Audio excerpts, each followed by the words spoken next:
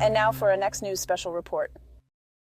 Tonight we're diving into a story you simply cannot afford to miss. In the high-stakes game of political chess, the recent Republican debate witnessed a move so bold it sent shockwaves through the political landscape. Vivek Ramaswamy, a name that now is on everyone's lips, executed a strategy so decisive it has left the nation reeling. Nikki Haley, once a formidable figure, found herself outmaneuvered and outclassed in a confrontation that has everyone talking. This is not just about a debate. It's about the very future of conservative politics. What happened on that stage could very well reshape the entire 2024 presidential race. As we unravel this story, stay with us for the revealing details, the undercurrents of power plays, and the final thought that's bound to make you see the bigger picture in a whole new light. Now, before we dive deeper, let's talk about something crucial. Much like in politics, where finding the truth can be as elusive as seeking a miracle pill, and anti-aging, our quest for clarity is never-ending. Yet, here at our network, we strive to bring you the unvarnished truth, much like discovering an effective solution in a world full of promises.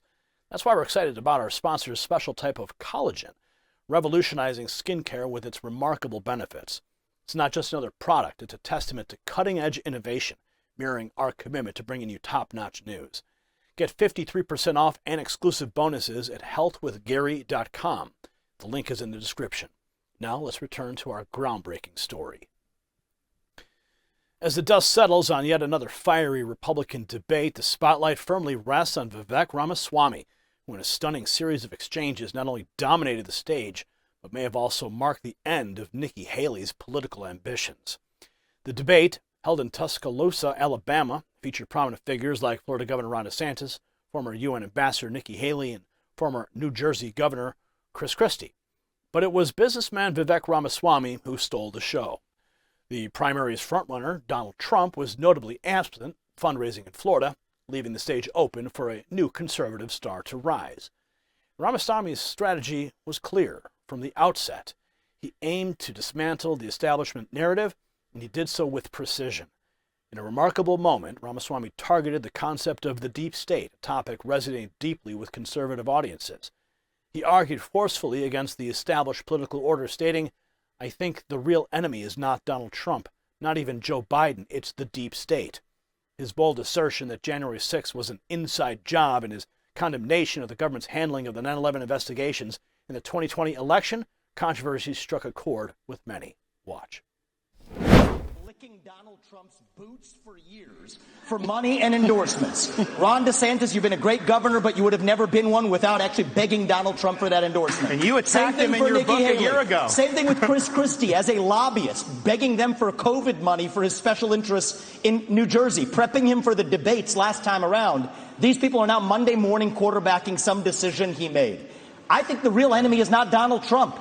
It's not even Joe Biden. It is the deep state that at least Donald Trump attempted to take on. And if you want somebody who's going to speak truth to power, then vote for somebody who's going to speak the truth to you.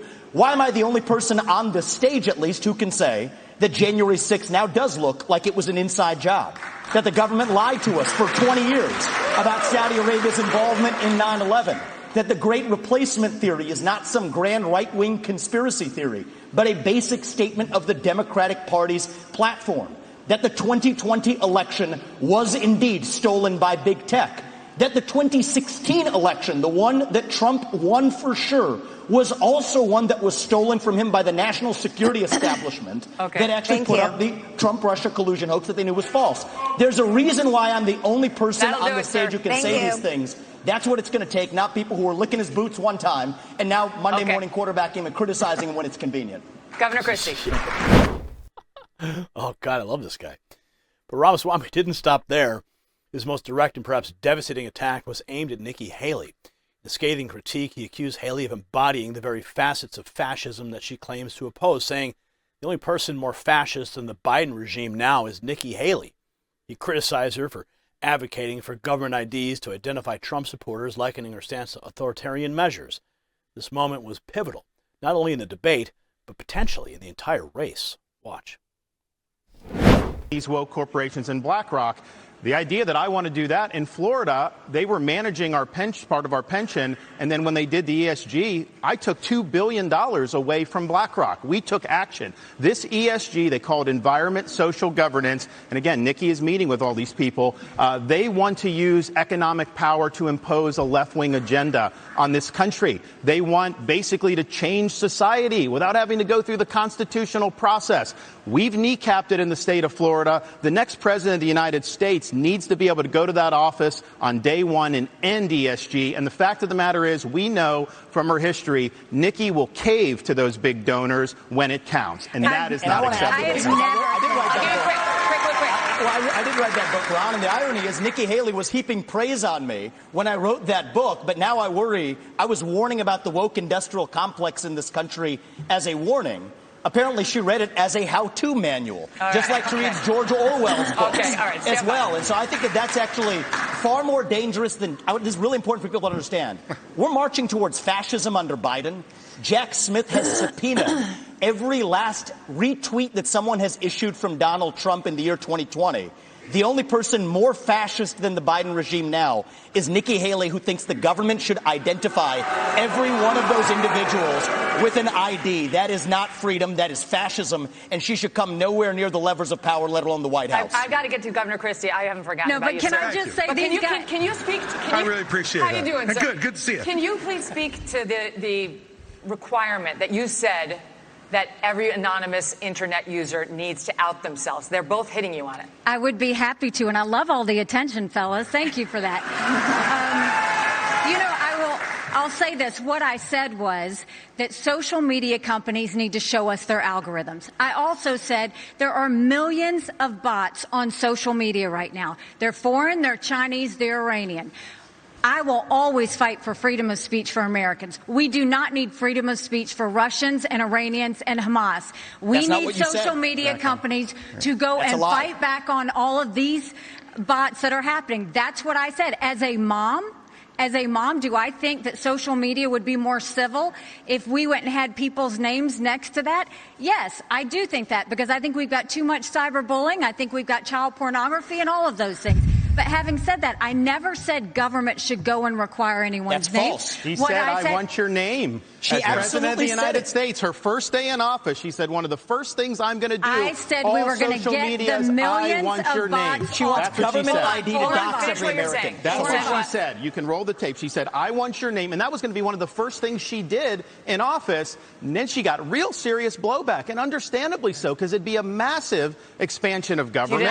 We have anonymous speech. The Federalist Papers were written with anonymous writers. Jay, Madison, and Hamilton, they went under Publius. It's something that's important, and especially given how conservatives have been attacked and they've lost jobs and they've been canceled. You know the regime would use that to weaponize that against our own people. Okay, it was a bad idea, and she should own up to it.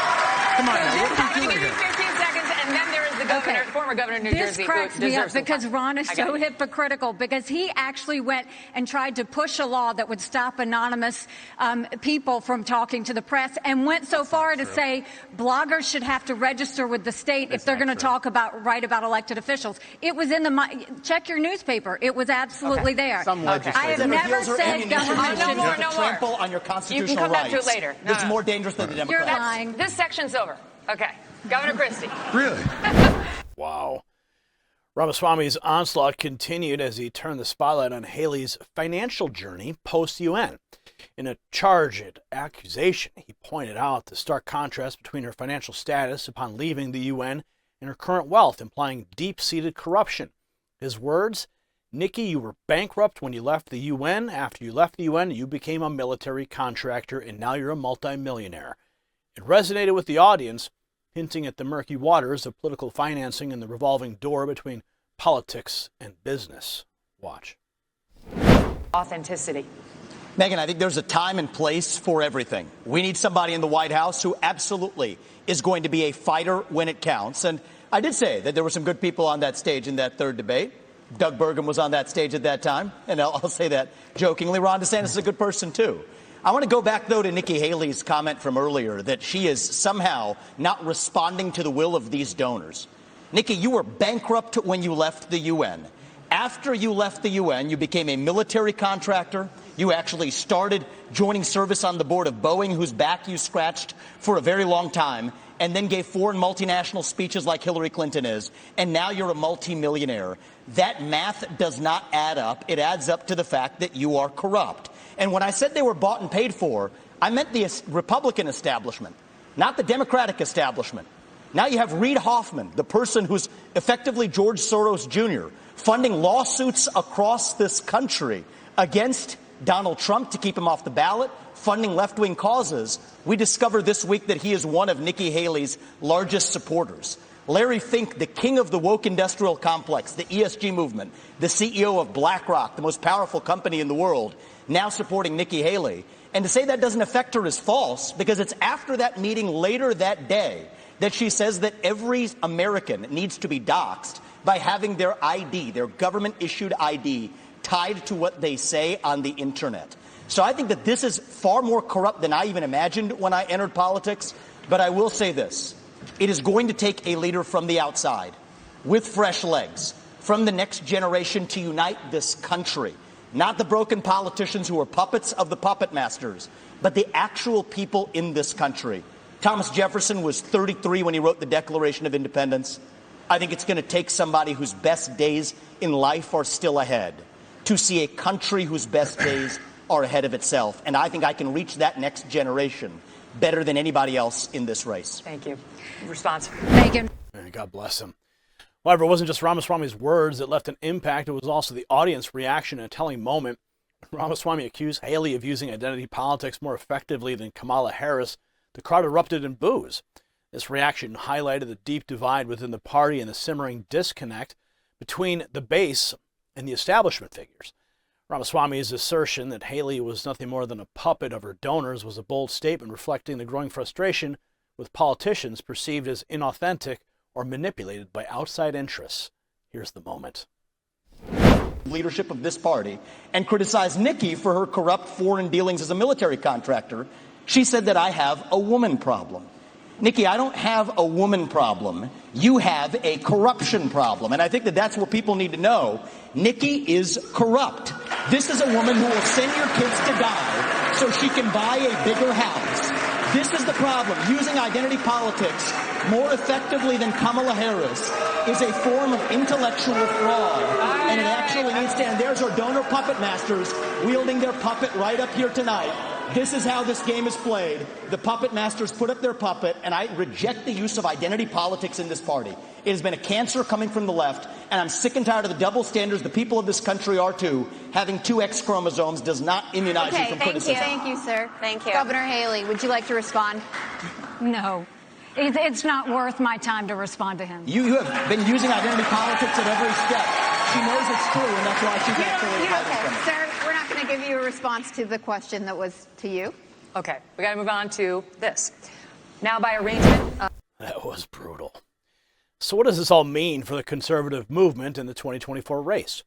Ramaswamy's performance is not just about one debate night. It's a reflection of a broader shift in the Republican Party where grassroots energy is increasingly skeptical of traditional political figures and hungry for authentic, unapologetic conservatism. Ramaswamy, with his direct assault on what many perceive as the corrupt establishment, has positioned himself as a champion of this movement. His arguments resonate with a base that feels betrayed by politicians who, in their view, have not stood firm enough against progressive policies or defended conservative values vigorously. In Ramaswamy, they see a figure unafraid to speak uncomfortable truths, to challenge the status quo, and to confront head-on the issues they care about most, from the handling of the 2020 election to the role of big tech in politics. But the implications of this debate go beyond Ramaswamy and Haley. It signifies a power struggle within the Republican Party, a tug-of-war between the traditional establishment and a more radical populist wing. This clash, highlighted on the debate stage, will shape the party's future direction and its approach to the crucial 2024 election. As we continue to analyze the fallout from this explosive debate, one thing is clear. The political landscape is shifting. The old rules no longer apply, and the players who understand this new reality are the ones who will come out on top. If you got value from this report, tap subscribe. In conclusion, Vivek Ramaswamy's performance at the debate was nothing short of a masterclass in political boldness. His unflinching approach to exposing Nikki Haley's neoconservative establishment backing was a display of the fearless and uncompromising attitude that the conservative base has been yearning for. Ramaswamy's courage in addressing contentious issues and challenging the status quo marks a refreshing departure from typical political rhetoric. As we watch his political career burgeon, it's essential to acknowledge the challenging path ahead. His directness and refusal to play by the traditional rules are admirable, yet they inevitably make him a target for those clinging to power within the establishment. While we wish him luck and commend his bravery, we also recognize the growing list of adversaries he's bound to accumulate. Ramaswamy's journey is a testament to the evolving dynamics within the Republican Party, signaling a shift towards a more straightforward, truth-seeking approach in American politics.